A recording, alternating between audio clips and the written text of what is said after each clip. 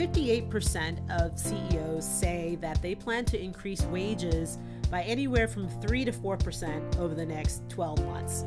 That's astounding. That is astounding because inflation is running right about, on an annualized basis, right about what? 2.5%. You are listening to C-Suite Perspectives, a podcast by the Conference Board. Welcome to C-Suite Perspectives, a signature series by the Conference Board.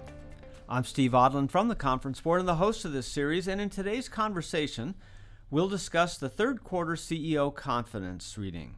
Joining me today is Dana Peterson, Chief Economist of the Conference Board. Dana, welcome. Hi, Steve. So today, Dana, we just released the third quarter, and this is a quarterly measure, but the third quarter confidence survey from our group of CEOs. Tell us a little bit about the survey. Sure. This survey is a canvas of roughly 150 CEOs who are in partnership with the Business Council. These CEOs are the leads or the heads of some of the largest companies on the planet. Yeah, and they've been doing this survey with us for a very long time, so we've got a lot of history. And so the data today are meaningful and they're relevant as we look at what's going on in the current markets. But what's the number? What do they see? Sure. So the overall measure ticked down slightly in the third quarter, but it was still above 50. So any reading above 50 means that CEOs are on balance optimistic relative to being pessimistic. But this little bit of a downtick suggests that they are cautiously optimistic. They're not seeing recession or any of those kinds of things, but they still have some concerns. Yeah. So this measure goes from 0 to 100. 0, you never hit 0, and you probably never hit 100. So 50 is sort of the break point, and this number was 52-ish. So it's just over the neutral line, but it's positive, and that's interesting given that markets have moved and everybody's kind of scrambling trying to figure out what's going on. Yes, it is. At least it's telling us that, and I should note that the survey closed just before the markets really started to collapse, just before the Fed's talk of a potential rate cut in September. So we didn't capture that action, but certainly we did capture a lot of information, and CEOs are saying that, the economy is still doing okay. And I think a lot of their concerns really have to do with things that are external to the economy, such as geopolitics. Yeah, now this, you have to recall back, for our listeners, I guess, what was it, a year ago, 18 months ago, these same CEOs were saying that there was going to be a recession, and that's changed here. Absolutely. So in the second quarter, or rather the third quarter of 2023, you had about 84% of CEOs anticipating that there was going to be a recession within the next 12 to 18 months. In this latest reading, in the third quarter of 2024, only 30% think that a recession is on the way. That is materially different. So even with all that we're seeing happening in markets and some concerns about slowing data, these CEOs are not looking for a recession. Yeah. Now, you're predicting, the Conference Board's predicting a slowdown, and that slowdown, a couple hundred basis points, that kind of can feel to some people like a recession. And that's why, you get some of these newspapers and journalists saying, but the CEOs understand this. They're running these huge companies, and they're saying no recession. That's pretty material, and they've been right in the past. So we should listen to this. Well, I think, yes, certainly, pre-pandemic, they were very, very right. I think certainly over the last few years, things have been confusing, and certainly when the Fed started raising interest rates as aggressively and quickly as they did, yes, I think that spooked a lot of the CEOs. And, normally you would think, sure, we might go into a recession because of this, but the labor market held up through all of that. And you also had residual money for consumers from the fiscal stimulus. So those things, helped stave off a recession last year and even earlier this year. And I think at this point, CEOs are saying, look, the economy is much more resilient than we ever imagined. And we're not really seeing recession in the cards. Now, part of that's because, and you've been, you've written about this, and you've spoken at length about this. They're banking skills here, they're banking jobs, and that's a different behavior. So part of the outcome is because of their actions. Absolutely. And in this survey, it's still the case that most CEOs are planning to hire a few people or just hold on to what they have. And only about 25% of CEOs are saying they might reduce headcount. So that means 75% are either adding workers because they need them due to labor shortages, or they're not doing anything, again, because of labor shortages. They don't want to lose people, so they're doing what they can to retain them. And I don't know if it was in this survey, but the wages are still planned to be increased, pretty stoutly, which then adds to the consumer and potentially to GDP as well. Yes, Stephen, it is in this survey. Indeed, 58% of CEOs say that they plan to increase wages by anywhere from 3 to 4% over the next 12 months. That's astounding. That is astounding because inflation is running right about, on an annualized basis, right about what? 2.5%. Okay, so you would normally going back over a long period of time, CEOs tend to set wage increases pretty consistent with their expected level of inflation. So the fact that they're planning these to be high suggests that, it's not that they don't know what their inflation forecast is, but it suggests that they're trying to keep people, that they feel like they've got to do something to step out to make sure that turnover is diminished, and that is a good thing for the economy. Yes, it is. And it serves as a support for many people across the country.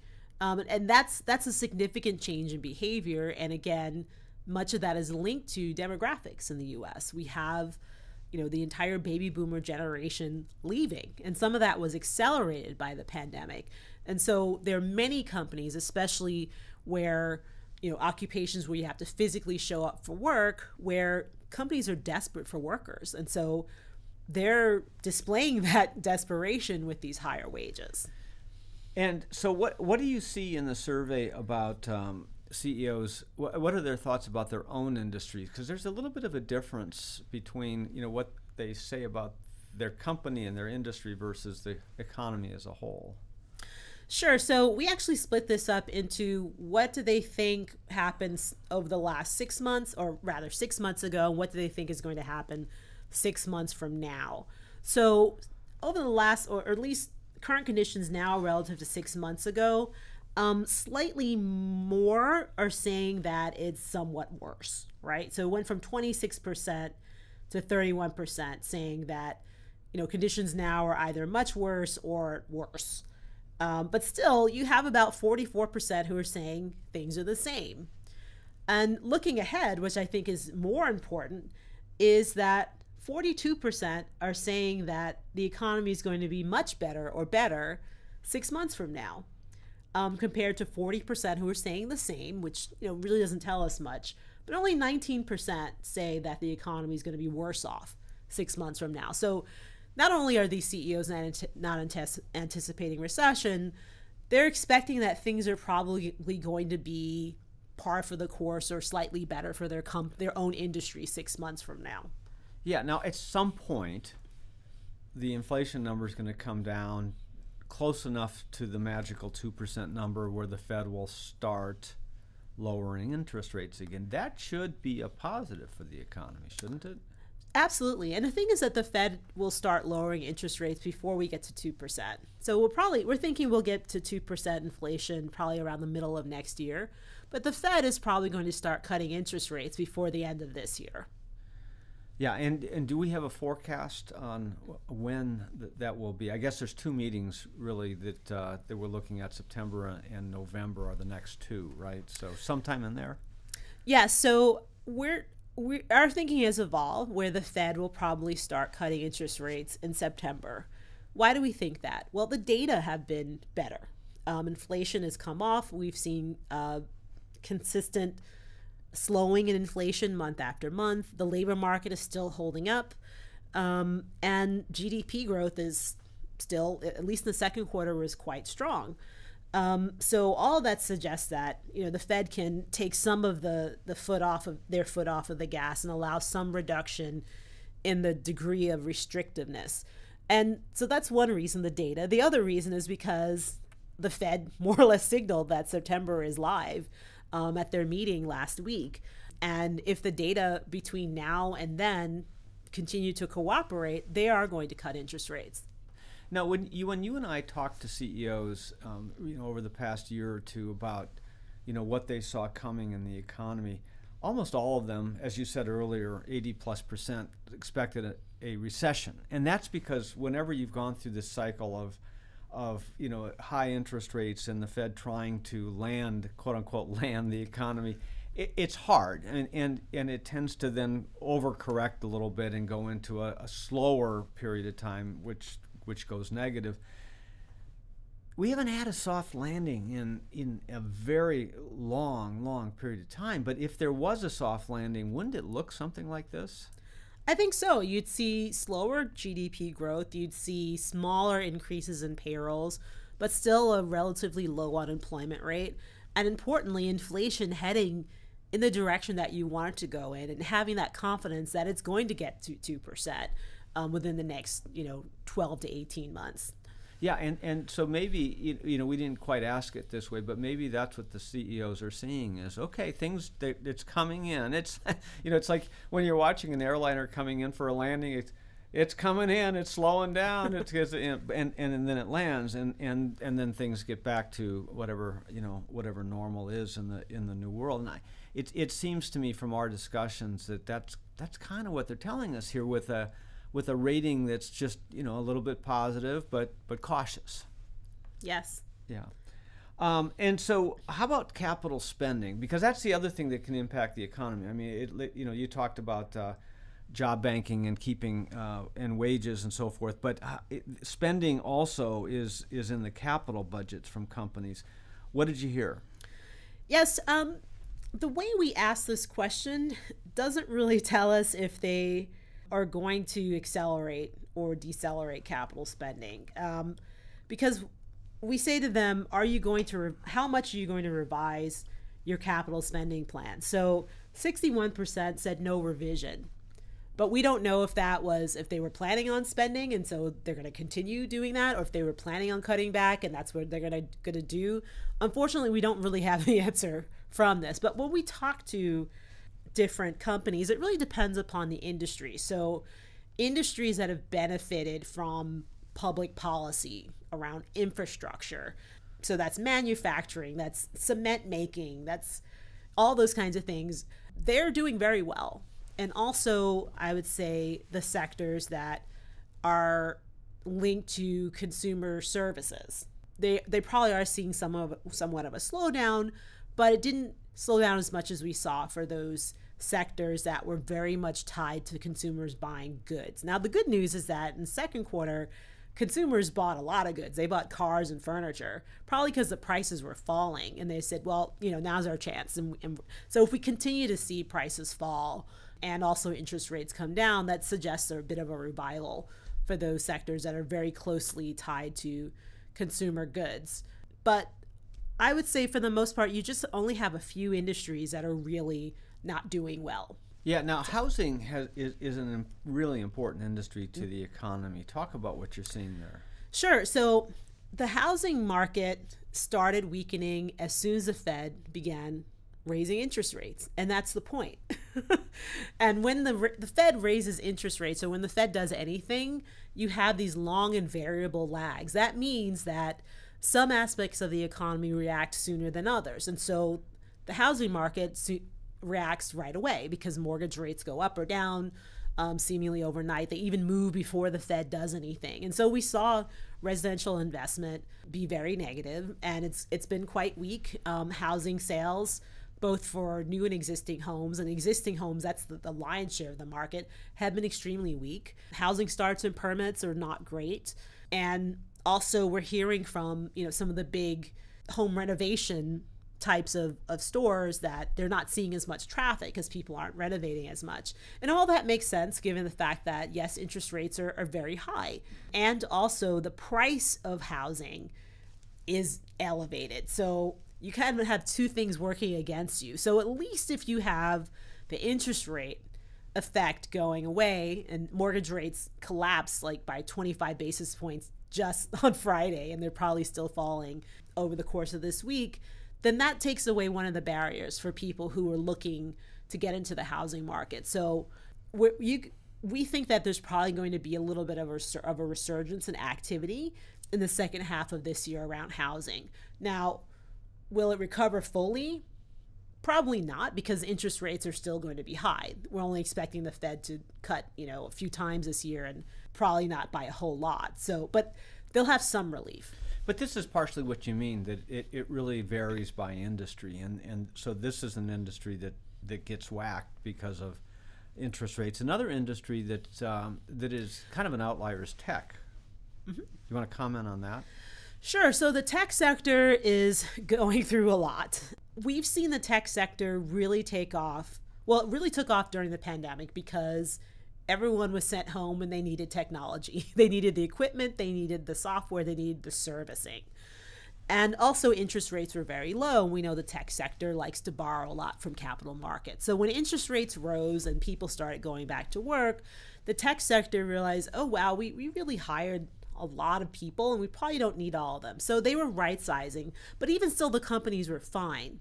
And then this year we saw the tech sector really take off because there was a lot of excitement about AI. And people talk about the Magnificent Seven. But there are also other tech companies in that whole sphere that are benefiting from this idea that AI is something new, it's great, and it's going to make everything wonderful. And I think at this point, reality setting in that AI still, its latest form, AI has been around for 60 years. We've talked about that a lot. Its latest incarnation is still limited, right? And companies are still trying to figure out how to adopt it. And it's going to take time. And so I think some of the steam is coming out of the markets. And consequently, these tech companies are having, they are scaling back their aspirations in their earnings reports. But it doesn't mean that they're necessarily in trouble. But either way, stock markets are correcting on the tech correction. Yeah. And, this is sort of normal, when you go through high growth periods and things normalize, markets get overwrought. So a lot of this churn that you see is just typical of swings in the economy. How about key risks that CEOs see? Yeah, so every quarter we ask CEOs, what are the risks that you believe will have a material impact on your industry? And it really hasn't changed over the last few quarters. It's still the case that they are most worried about cybersecurity, cyber attacks. So at least 59%, that's just about 2/3, think that cyber is a high risk. And then another 37% say that cyber is a medium risk.